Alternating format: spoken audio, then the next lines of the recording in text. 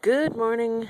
It is Saturday, February 9th, and we are looking at the aftermath of the blizzard 2013 Nemo.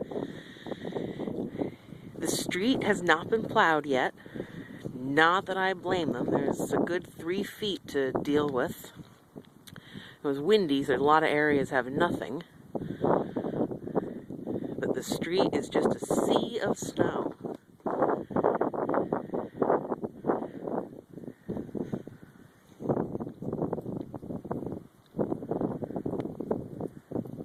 There's the plow guy trying to get back to his truck.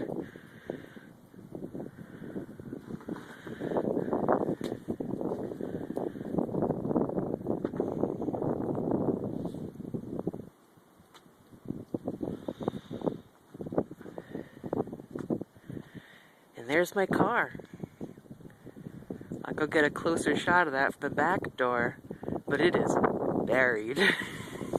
Again, windy, so the top is clear, but the hood is not.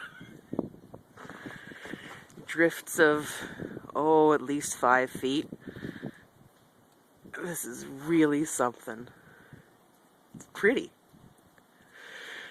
But this is going to be a long day.